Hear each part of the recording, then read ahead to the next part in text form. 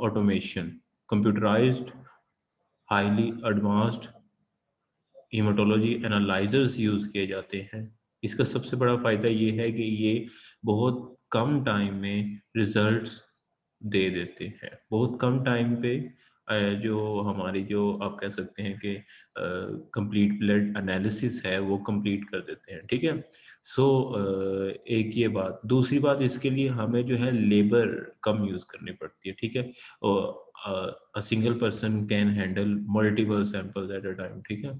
उसके बाद जो है ये सारे हीमेटोलॉजी एनालाइजर्स क्या होते हैं, हमें सबसे पहले ये देखना है कि हीमेटोलॉजी एनालाइजर्स जो है वो क्या होते हैं, ठीक है। वो किस वर्क प्रिंसिपल पर वर्क करते हैं, क्या वो हीमोसाइटोमीटर का प्रिंसिपल है या कोई लाइट एसोसिएटेड है या फिर जो है कोई इलेक्ट्रिक करंट एसोसिएटेड प्रिंसिपल है। जो भी प्रिंसिपल है हम उस पर फोकस कर लेंगे, ठीक है। उसके बाद दीज इन एनालिसिस में इन्हीं प्रिंसिपल्स को यूज करते हुए टाइप्स भी हैं, ठीक है। There are different types of analysers, okay. हम उनकी भी स्टडी करेंगे, 3 part differential, 5 part differential, 7 part भी हैं। सो ये क्या है, ये क्या बातें कर रहा हूँ मैं। सो ये सारी जो है हम जो है लेक्चर में डिस्कस करेंगे, ठीक है।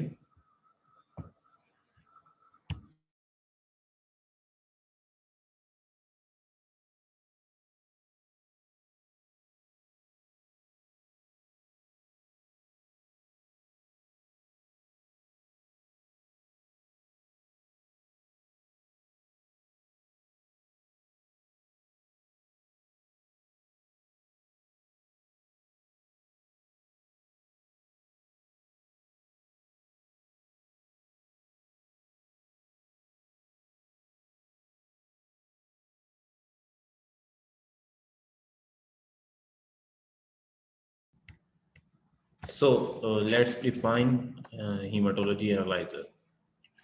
सबसे पहली बात, hematology analyzers are computerized, highly specialized and automated machines, ठीक है, that count the number of different kinds of white cells and red cells in a blood sample, okay। Means कि ये हाईली सेंसिटिव हैं, हाईली स्पेशलाइज्ड हैं, computerised हैं और आपको बस जो है इस पे सैंपल पुट करना है, तो you can say it's a fully automated.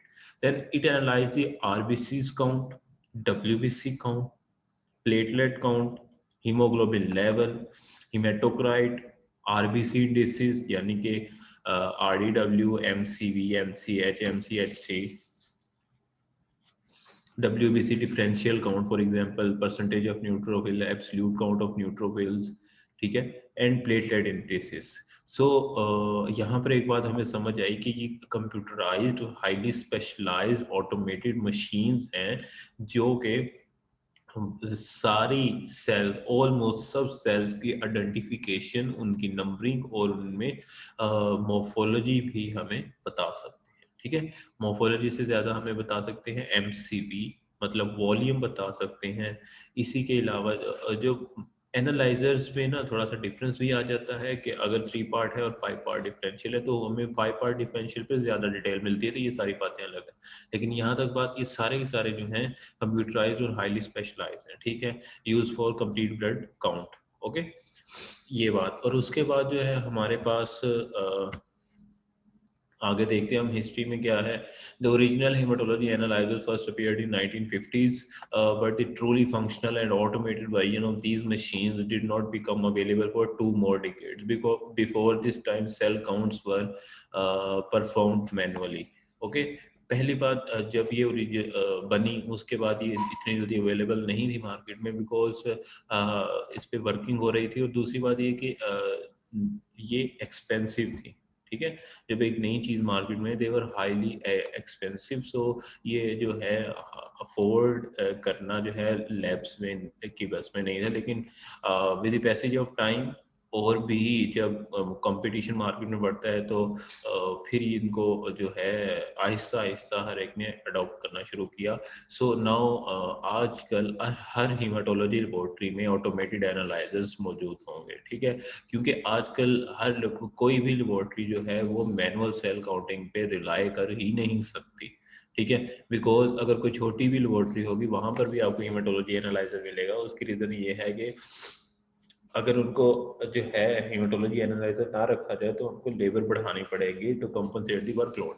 Okay, disadvantages of manual cell counting क्या थे जिसके लिए हमें जरूरत पड़ेगी हम ऑटोमेशन पे शिफ्ट हों? तो cell identification error in manual counting, हमें सबसे पहली बात ये कि आइडेंटिफिकेशन एरर आ सकते हैं सेल काउंटिंग में, mostly associated with distinction lymphocyte from monocyte. देखा, हम आइडेंटिफाई करते करते लिम्फोसाइट्स और मोनोसाइट्स की काउंटिंग को एक दूसरे के साथ जो है मिक्स कर सकते हैं, ठीक है।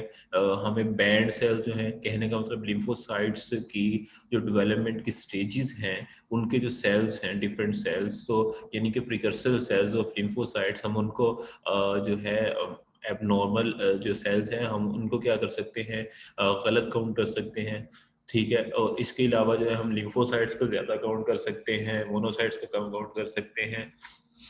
अच्छा, इसके अलावा जो है जो हमारी मैनुअल काउंटिंग के अंदर क्या होता है कि हमने स्लाइड से माइक्रोस्कोप से स्टडी करनी है, तो if cells are not distributed equally on the slide, फिर क्या होगा कि हमें काउंटिंग के अंदर ह्यूज डिफरेंस मिल सकता है, ठीक है, क्योंकि स्लाइड के ऊपर डिस्ट्रीब्यूशन ठीक नहीं है ना सेल्स की। Increase cell concentration long edges, इसके अलावा क्या होता है कि if person is unexperienced then क्या होता है कि during charging of haemocytometer क्या हो सकता है मैनुअल सेल काउंटिंग में, cells can move toward the edges और corners on the Neubauer chamber, ठीक है। सो ये सारी चीजें हैं जिसकी वजह से हमारी जो काउंटिंग है मैनुअल काउंटिंग जो है उसमें एरर्स के चांसेस बहुत ज्यादा है। But in machine or in automated analyzer there are very less chances of uh, any error, or you can say yes error है इसमें, इनमें फ्लैग सिस्टम भी है।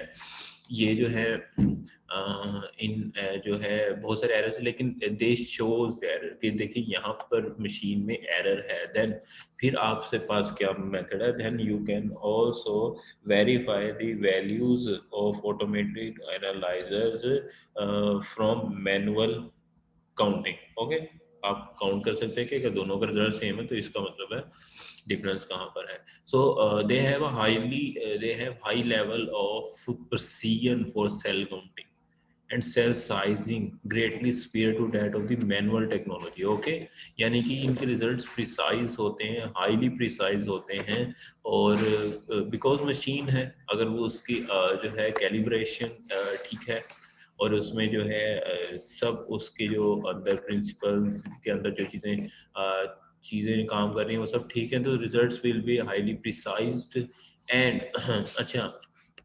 रिजल्ट का प्रिसाइज होना और जो है एक्यूरेट होना, ये दोनों अलग चीजें हैं, ठीक है। Precision and accuracy are two different things. We will discuss precision and accuracy in quality control lecture. Okay, so precision accuracy, लेकिन हाईली प्रिसाइज का मतलब है कि रिजल्ट आप एक से ज्यादा दफा भी रन करेंगे ना किसी भी सैंपल को, फॉर एग्जांपल आप देख सकते हैं कि सैंपल को आपने 10 दफा जो है ऑटोमेशन पर रन किया, तो उसके बाद जो आपको वैल्यूज मिलेगी वो बहुत क्लोज क्लोज मिलेंगे, हो सकता है उनमें डिफरेंस ना हो, ठीक है। दिस इज प्रिसीजन, ठीक है। उसके बाद क्या होगा, and cell sizing greatly superior to that of the manual technology. Okay, cell sizing भी इससे बड़ी अच्छी पता चल जाती है कि आरबीसी की वैल्यू साइज क्या है। The results are generally accurate. Okay, ज्यादातर रिजल्ट्स एक्यूरेट होते हैं, ठीक है। जब तक अगर मशीन में कोई एरर है तो हमें पता चल जाता है कि रिजल्ट्स कहाँ पर डैमेज है। Okay, no slide distribution error because there is no need to prepare the slide for hematology analyzer, so no slide distribution error will come. So eliminate statistical variation associated with manual count based on high number of cells counted, ठीक है। अच्छा, अब देखिए इसमें क्या होता है कि अगर किसी इसके अंदर ना instrument have a specific linearity. What is linearity? Linearity का मतलब ये होता है कि एक खास लोअर रेंज है और एक खास अपर रेंज सेट है इंस्ट्रूमेंट में, कि जिसके दरमियान वैल्यूज आएंगी जो है सैंपल की, तो वो सही प्रिसाइज आएंगी, एक्यूरेट आएंगी। ठीक है। तो लेकिन जो है अगर सेल काउंट बहुत ज्यादा भी है तो लिनियरिटी उससे ज्यादा होती है। मतलब एक इंस्ट्रूमेंट की भी वैल्यू है, अपर वैल्यू है कि उसके अंदर अंदर रिजल्ट बड़े अच्छे आएंगे। ठीक है। हाँ, उस अपर वैल्यू से बाहर चले जाते हैं तो रिजल्ट्स खराब होते हैं फिर। ठीक है। तो इसका मतलब ये है कि जो वेरिएशंस आती हैं हमारी बहुत ज़्यादा अगर सेल्स हैं, मतलब बहुत ज़्यादा सेल्स हैं अगर पेशेंट के सैंपल में, तो देयर आर चांसेस कि हमारी वेरिएशन आए मैनुअल काउंटिंग के ऊपर, हम उसको गलत रिपोर्ट कर सकते हैं। ठीक है। तो इसलिए क्या होता है कि लेकिन यहाँ पर जो है हीमाटोलॉजी एनालाइजर्स के अंदर ऐसा नहीं है, वो काउंट कर सकते हैं, उनकी क्लियरिटी ज़्यादा होती है। Many parameters are available. ठीक है। सबसे बड़ा एडवांटेज इसका ये है कि हम एक ही अटेम्प्ट में we can perform multiple parameters. We can get results of multiple parameters. I have told you number of cells, उसके बाद volume of cells, उसके बाद shape of cells। ठीक है। उसके बाद उनकी अगर W में एब्सोल्यूट एंड हम उसमें देख सकते हैं, एब्सोल्यूट काउंट भी देख सकते हैं, मिलेगा हमें हमें और उसमें हमें क्या है दूसरा काउंट भी मिलेगा, परसेंटेज में भी रिजल्ट्स मिलेंगे। And in some analysers we can get results of retic counts as well. ठीक है। इसके बाद हमें रेटिक काउंट के बाद हमें जो रिजल्ट मिल सकते हैं ईएसआर के रिजल्ट्स भी मिल सकते हैं। ठीक है। ये सारी बातें जो है ऑटोमेटेड एनालाइजर है। तो हम इन शॉर्ट हमने जब ऑटोमेटेड एनालाइजर यूज किया तो हर पैरामीटर को अलग अलग काउंट करना था, जिसकी हमें जरूरत पड़ सकती थी, वो हमें जरूरत नहीं पड़ी। और हमने काउंटिंग एक ही अटेम्प्ट में हमने सारे पैरामीटर जो है, जो कि कंप्लीट ब्लड काउंट के होते हैं, हमने देख लिए। ठीक है। नाउ बहुत important thing, working principle. Usually commonly जो वर्किंग प्रिंसिपल है वो 4 to 5 हैं इसके। मतलब जो भी एक कंपनीज ये एनालाइजर्स बना रही हैं उनमें इनमें से कोई एक, दो या तीन इनके कंबाइन भी कर सकते हैं, प्रिंसिपल यूज किया जाता है। ठीक है। तो आप लोगों को ये सारे प्रिंसिपल अच्छी तरह याद होने चाहिए हैं। ठीक है। ये आपका क्वेश्चन आ जाता है और प्रैक्टिकल में तो ये आपसे पूछा जा सकता है, और स्पेशली इन वाइवास। ठीक है। तो ये सारी बातें जो हैं ये आपने याद करनी है। हाँ, वर्किंग प्रिंसिपल कौन कौन से हैं ये भी मैं बताता हूँ आपको। ठीक है।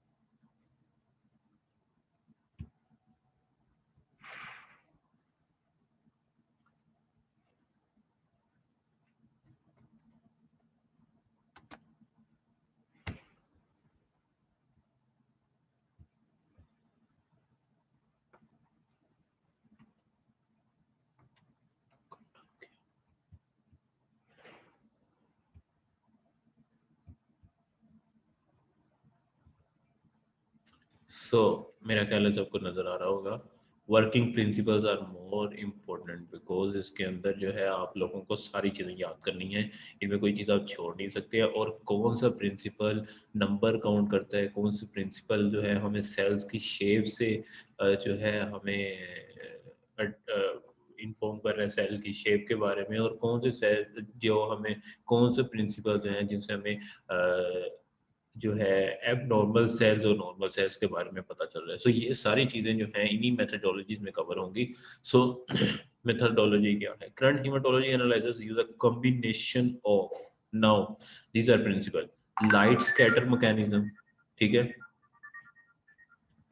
light scatter mechanism, electrical impedance is second one, and the fluorescence, okay, use of fluorescence light or fluorescent dyes, ठीक है, light absorption, ठीक है, and electrical conductivity। ये कुछ मैकेनिज्म्स हैं जो कि बहुत इंपॉर्टेंट हैं, और ये सारे जो है मैकेनिज्म्स हमें जो हैं इसी में यूज होते हैं। Just wait a minute.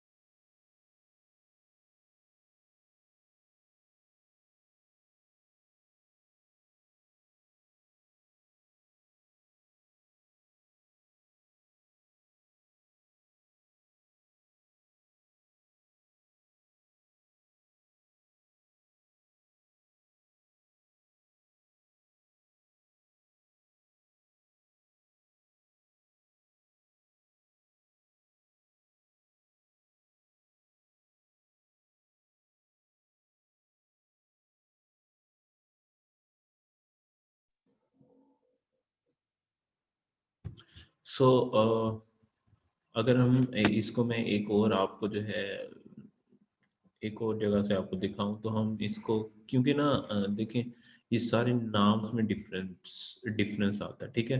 जैसे फ्लो साइटोमेट्री और हीमोडायनेमिक फोकसिंग, एक ये प्रिंसिपल है, बहुत इंपॉर्टेंट प्रिंसिपल यूज होता है। यूज ऑफ फ्लोरेसेंट डाइज हमने पहले भी देखा, ठीक है, ये यूज हो रहा है। इसके अलावा इसके अलावा इलेक्ट्रिकल इम्पीडेंस मेथड,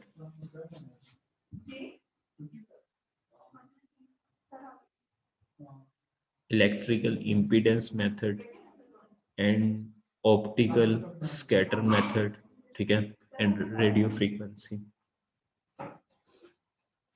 ठीक है। ये सारी चीज़ें जो हैं ये वर्किंग प्रिंसिपल है, तो जो कॉमन है वो आप दोनों जगहों से देख लीजिएगा, और जो मैंने अभी पहले बताया और इनमें से जो कॉमन है वो भी देख लीजिएगा, और जो डिफरेंस है वो भी ऐड करना है आपने, ठीक है।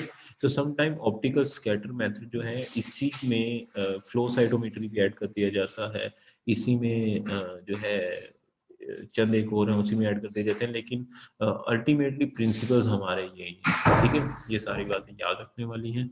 सो देख सकते हैं कि अच्छा, अगर हम इनको थोड़ा सा वो करें, थोड़ा सा समराइज करें, so electronic impedance actually low voltage direct current resistant determine cell wall, ठीक है। थोड़ा सा मैं आपको इन सब का ना इंट्रोडक्शन दे देता हूँ। What are electrical electronic impedance method? In electronic impedance method RBCs pass through a DC current. Okay, when RBCs pass through a DC current, then interruption in DC current determines cell volume. Okay, अब समझ आ गई है मेरी बात। Then आ जाते हैं light scattered detected at various angles yield data about cell size and cellular characteristics. Okay, in light scattered cells pass through the uh, wavelength of light. Okay, then after reflection or after dispersion of light, cell size and cellular characteristics identification become easy. So scattering of light after striking with the cell ये क्या करती है हमारे पास, ये हमें cell का size और cell characteristics बताती है। Then another important thing conductivity and radio frequency, conductivity और radio frequency which is high voltage electromagnetic current resistant resistance, okay, provide information about internal cell structure. इनमें क्या होता है, रेडियो वेव्स जो है वो यूज की जाती हैं। So high voltage electromagnetic current use किया जाता है, मैग्नेटिक फील्ड क्रिएट होता है, वो मैग्नेटिक फील्ड जो है उससे ग्राफ क्रिएट होता है। Then we can identify internal cell structure और डेंसिटी ऑफ सेल, ठीक है। देन फ्लोरिसेंस, नाम से पता चल रहा है इसमें क्या है हमारे पास, colors use होंगे। Fluorescence is combined with light scattered to analyze RNA और DNA content, ठीक है। Fluorescence is combined with light scatter to analyse RNA DNA content. हमने क्या किया, जिस भी सेल या प्रोडक्ट को काउंट करना है, मशीन उसको लेवल कर देती है with any fluorescent dye, and light will detect the dye, ठीक है। तो इसी तरह आरएनए और डीएनए कंटेंट को जो है मेजर किया जाता है। साइटोमेट्री और फ्लो साइटोमेट्री, साइटोकेमिस्ट्री आ जाता है। ये जो है साइटोकेमिस्ट्री फ्लो साइटोमेट्री से अलग है। साइटोकेमिस्ट्री क्या है, ये cytochemistry combines the absorption of enzyme stained cells with light scatter, absorption of enzyme stained cell with light scatter in some analyzers। उनमें क्या होता है कि जो है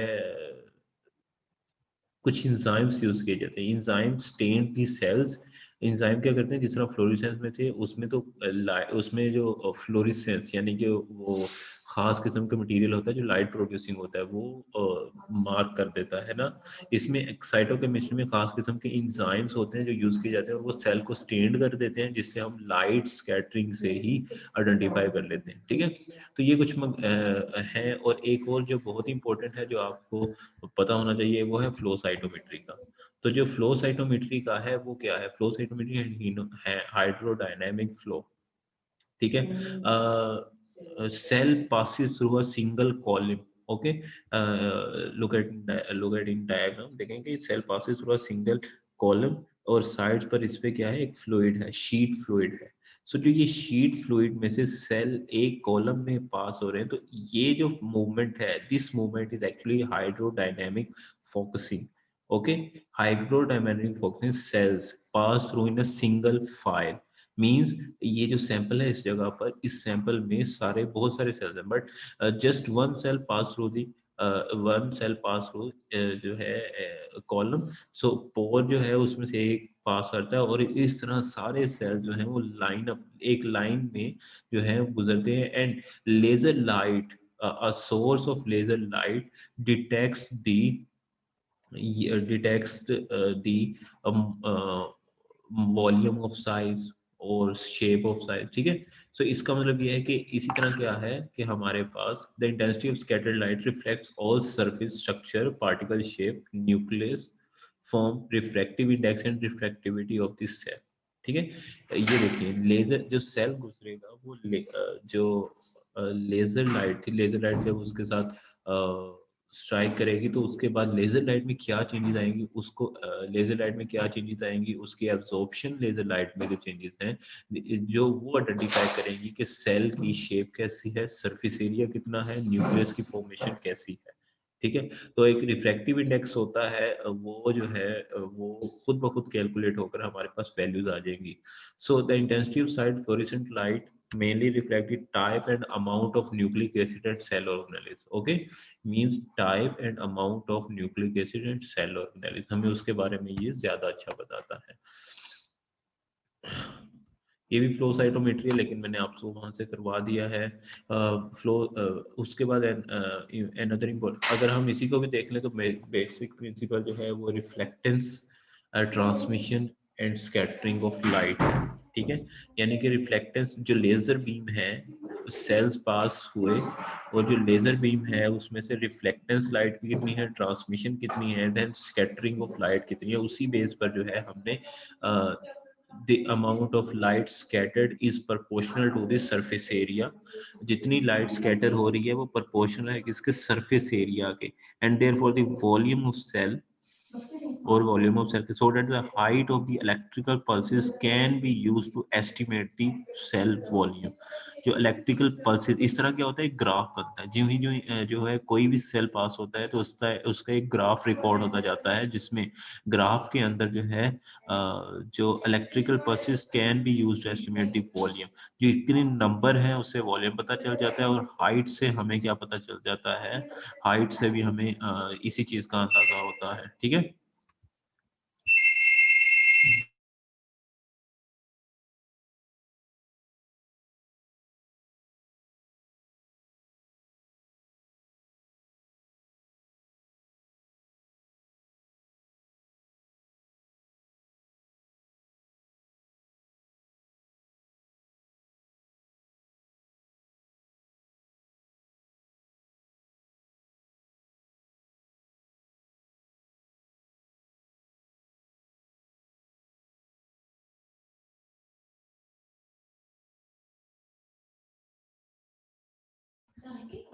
So another important thing is fluorescent flow cytometry.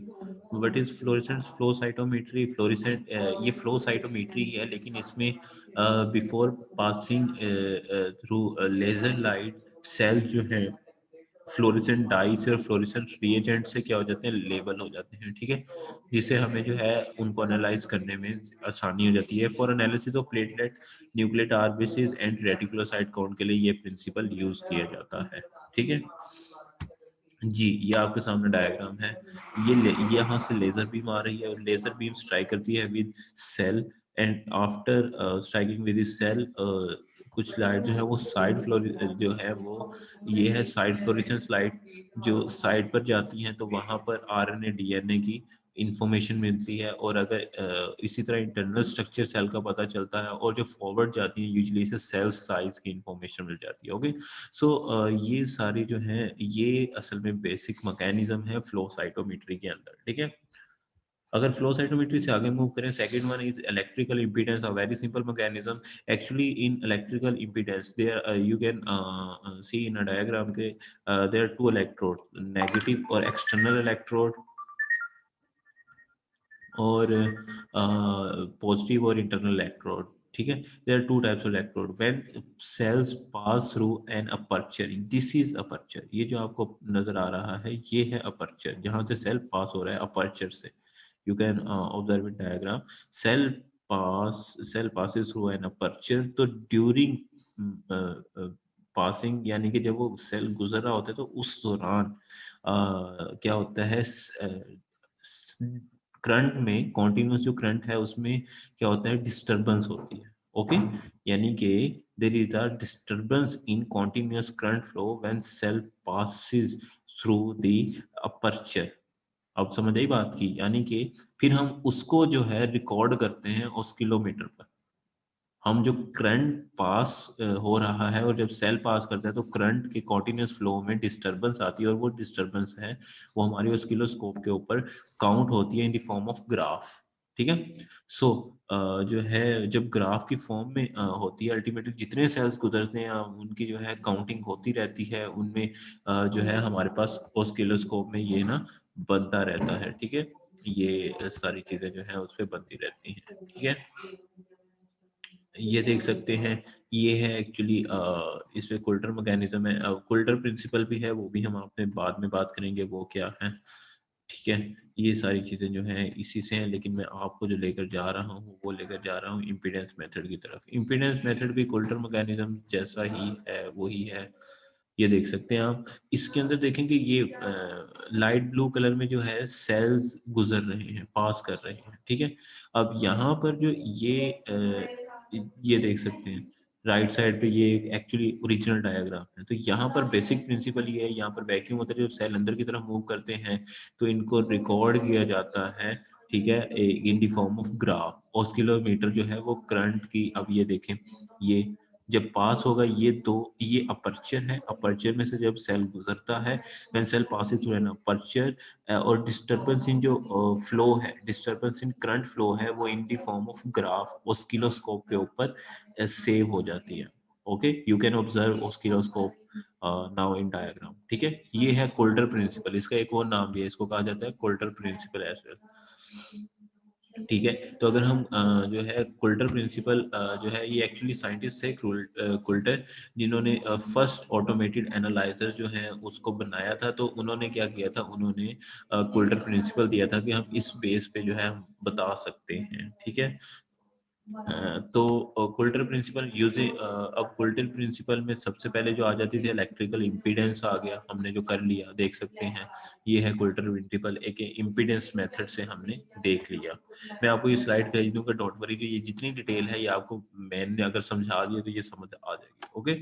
सो उसके बाद जो है हमारा जो नेक्स्ट थिंग थी, कोल्टर प्रिंसिपल के बाद हमने फ्लो साइटोमेट्री कर ली, हमने कोल्टर प्रिंसिपल कर लिया। अब जो हम एक और चीज करने जा रहे हैं वो है हमारे पास